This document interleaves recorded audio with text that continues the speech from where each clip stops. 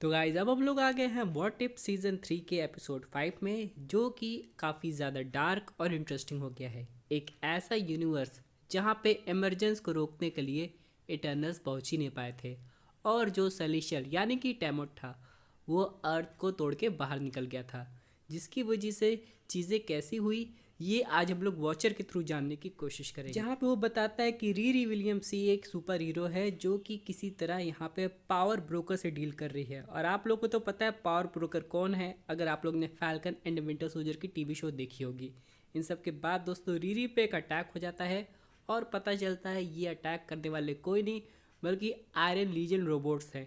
लेकिन ये जो रोबोट्स हैं ये टोनी के थ्रू कंट्रोल नहीं हो रहे बल्कि कंट्रोल हो रहे हैं मिस्टीरियो के थ्रू। और मिस्टीरियो ने इनको कंट्रोल करने के लिए एक और चीज़ बनाई है जो कि है वाइट विजन। अब यहाँ पे वॉचर बताता है कि जब इमरजेंस हुआ था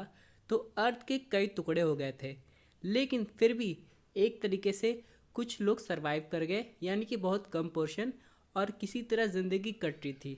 लेकिन यहाँ पे जब सब कुछ ख़त्म हो गया था और मिस्टीरियो बचा हुआ था तो मिस्टीरियो सब पे कंट्रोल करना चाहता था। उसके पास होलोग्राम की टेक्नोलॉजी है जिसकी वजह से वो लोगों में डर बैठा दिया और एक तरीके से सबका बादशाह बन गया था। और हालांकि इसी डर के चलते सब लोग उससे बहुत दब के रहते थे, लेकिन कुछ गिने चुने सुपर हीरो जिन्हें हम लोग कह सकते हैं अलायंस, वो फॉर्म हो गए थे और यहाँ पे वो मिस्टीरियो के प्लान्स को फेल करने की कोशिश करना चाह रहे थे। यानी कि जो मिस्टीरियो की जो इल्यूजन वाली टेक है यानी कि नाइनाइट्स, उनको तोड़ के उसको डिस्ट्रॉय करके उनके इल्यूजन को ख़त्म करना चाह रहे थे, क्योंकि मिस्टीरियो अपने आप को जितना खतरनाक दिखा रहा था उतना असल में वो था नहीं। अब यहाँ पे अलायंस की बात करें तो उन्होंने भले रीरी को बचा लिया था, लेकिन अब वो रीरी से ये एक्सपेक्ट कर रहे थे कि कोई ऐसी टेक्नोलॉजी बनाओ जिससे वाइट विजन को रोका जा सके, क्योंकि मिस्टीरियो को जो अल्टीमेट वेपन है वो तो वही है। लेकिन यहाँ पे जो उनका बेस था वो टाइटैनिक के अंदर था, और ये literally one of the best shot था, क्योंकि एक तरीके से देखा जाए टाइटैनिक समुंदर के अंदर है और जब अर्थ के टुकड़े हुए तो यहाँ पे क्या क्या हुआ है ये दिखाया गया है। अब यहाँ पे रीरी को तो वैसे 12 घंटे चाहिए थे उस टेक को बनाने के लिए, लेकिन वाइट विजन वहाँ पे समय से पहले पहुँच जाता है और वहाँ के लोगों को ख़त्म करने लगता है। अब यहाँ पे वोंग रीरी से बोलता है कि तुम्हारे पास 12 घंटे नहीं बल्कि ऑलमोस्ट 7 मिनट 30 सेकंड है जिसमें तुम्हें ये काम करना पड़ेगा, और तब तक वोंग रीरी के लिए टाइम बाय करता है। और यहाँ पर हम लोग देखते हैं वाइट विजन को, जो कि लिटरली काफ़ी ज़्यादा खतरनाक है और इसके अंदर कोई इमोशन नहीं है। हालांकि हम लोग इस विजन को वांडा विजन से कंपेयर नहीं कर सकते क्योंकि उसका विजन थोड़ा और ज़्यादा अलग था। अब इस विजन की बात करें तो हालांकि मिस्टीरियो ने इसे उसी तरीके से बनाया है, लेकिन इसमें यहाँ पे अपनी प्रोग्रामिंग पूरी इनपुट जिसकी वजह से ये जो भाई साहब हैं वो अलग ही लेवल के दिखते हैं हम लोग को। लेकिन इन सब के अलावा मज़े की बात ये है कि हम लोग को बाद में पता चलता है कि रीरी सही में 7 मिनट के अंदर वो टेक्नोलॉजी बना लेती है जिससे वो विजन को ऑलमोस्ट शट डाउन कर देती है। अब यहाँ पे हैरानी की बात यह है कि मार्वल ऐसा क्यों कर रहा है, तो जाहिर सी बात है अभी हम लोग को नेक्स्ट ईयर आयरन हार्ट का टीवी शो देखने को मिलेगा और मार्वल किसी ना किसी तरह अपने इन कैरेक्टर्स को व्हाट इफ के थ्रू प्रमोट करना चाह रहा है और दिखाना चाह रहा है कि ये कैरेक्टर कितने ज़्यादा जीनियस है, इनमें कितना ज़्यादा करेज है, जिसकी वजह से ऑडियंस में आयरन हार्ट टीवी सीरीज़ देखने की थोड़ी उम्मीद, थोड़ी क्यूरियोसिटी जागे और मार्वल का भी अच्छा खासा प्रमोशन हो जाए। इसलिए उन्होंने रीली को सेंटर ऑफ अट्रैक्शन बनाया है। चाहे तो इसकी जगह अगर शूरी भी आती तब भी शायद कहानी ऐसी चल सकती थी, लेकिन सबको पता है ऐसा क्यों किया मार्वल ने। लेकिन इन सब के अलावा दोस्तों अगर हम लोग बात करें अगले शॉट की, तो ये लिटरली काफ़ी ज़्यादा इंटरेस्टिंग था, जहाँ पे रीरी कामयाब हो जाती है विजन के टेक को अपने एक सूट में कन्वर्ट करने में, जिसकी वजह से वो फेस कर सकती है, इधर उधर जा सकती है। लेकिन वॉचर फिर भी निराश था क्योंकि वॉचर इस यूनिवर्स की कहानी जानता था कि ये कहानी कैसे ख़त्म होने वाली है, यानी कि इस यूनिवर्स में रीरी चाहे जितनी भी मेहनत कर ले वो मिस्टीरियो के हाथों ख़त्म हो जाएगी। यानी कि इस पर्टिकुलर यूनिवर्स की जो एंडिंग है वो काफ़ी ज़्यादा सैड और डार्क है। और वॉचर ने ऐसा ये भी कहा कि वो इस टाइप की एंडिंग कई बार देख चुका है, जिससे वॉचर का ये कहना है ऐसी मल्टीपल रियलिटीज़ है जहाँ पे ऐसी घटना घटी है और अपनी जो रीरी है वो इतना मेहनत करने के बावजूद हार गई है। हालांकि दोस्तों यहाँ पे बाद में हम लोग को आगे पता चलेगा कि वॉचर ने इसे इंटरप्ट भी किया था। लेकिन हम लोग बात करें रीरी के सूट की, तो डेफिनेटली ये सूट काफ़ी ज़्यादा कमाल लग रहा है। इसके पास वाइट विजन की ऑलमोस्ट हर पावर आ गई है जिससे ये बहुत सारा काम कर सकती है। तो इसका सबसे पहला काम ये होता है कि यहाँ पे मिस्टीरियो ने जितने भी अपने नैनोबॉट्स बिछाए हैं जो कि इल्यूजन क्रिएट करते हैं, उनका पता लगाना कि कौन असली है कौन नहीं,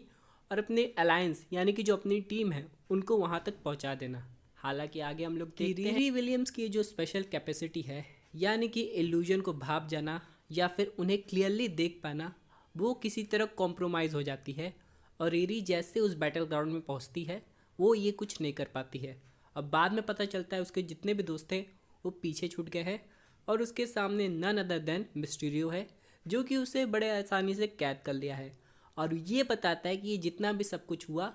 ये उसका सेल्फ प्लान था, ताकि वो यहाँ पे अब रीरी से उसकी बनाई हुई टेक्नोलॉजी से प्लस उसकी जो पावर्स है वो खींच ले। अब यहाँ पे ऐसा लगता है कि मिस्टीरियो काफ़ी ज़्यादा ओल्ड हो गया है। ऑडियंस के माइंड में क्वेश्चन आ रहा होगा, ये मिस्टीरियो कम स्पाइडरमैन का वल्चर ज़्यादा लग रहा है। लेकिन फिर भी दोस्तों हम लोग बात करें इस विलन की तो डेफिनेटली ये चाहे तो अपनी बॉडी की कॉन्शियसनेस भी ट्रांसफ़र कर सकता है, लेकिन ये अभी इतना भी इंटेलिजेंट नहीं है, तो इसे कुछ और तरीके चाहिए अपने आप को ज़िंदा रखने के लिए, और इसी वजह से को रीरी विलियम्स की ज़रूरत है। हालांकि हम लोग को फाइट दिखाई जाती है और इस फाइट को देख के हम लोग को स्पाइडरमैन का वो वाला सीक्वेंस भी पता चलता है जहाँ पे मिस्टीरियो और स्पाइडी एक दूसरे से लड़े। और यहाँ तक मिस्टीरियो रीरी को ये भी बता देता है कि उसके जितने भी दोस्त थे वो सब ख़त्म हो चुके हैं, अब उसका लड़ने का कोई फ़ायदा नहीं है, वो गिव अप कर दे। और यहाँ पे एक मोमेंट आता है जब रीरी ऑलमोस्ट गिव अप कर चुकी है, क्योंकि उसके पास अब फाइट करने के लिए कोई वजह नहीं है। और वॉचर दूर से ही ये सब कुछ देख रहा है, लेकिन वॉचर एक छोटा सा इंटरप्शन करता है। वो रीरी को किसी न किसी तरह इनडायरेक्टली मोटिवेट कर देता है और उससे कहता है कि फ़ाइट करे। और यही एक टर्निंग पॉइंट होता है जब यहाँ पे रीरी जीत जाती है और मिस्टीरियो हार जाता है। और रीरी मिस्टीरियो के ही इल्यूजन वाले नैनोबॉट से एक एवेंजर्स लोगो का होप सिंबल क्रिएट करती है, जिससे वहाँ पे जितने भी लोग हैं वो समझ जाते हैं कि मिस्टीरियो डिफीट हो गया है, अब डरने की ज़रूरत नहीं।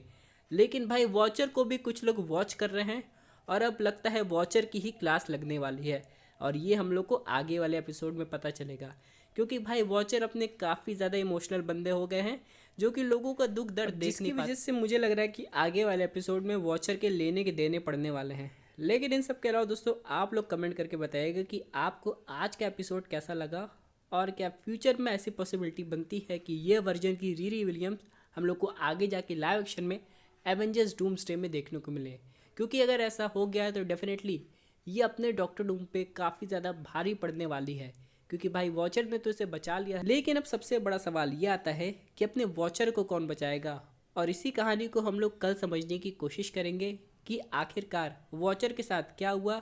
और यहाँ पे इस बार वॉचर क्या कोई दूसरी यूनिवर्स की कहानी सुनाएगा या फिर वो कहानी उसी पे बेस्ड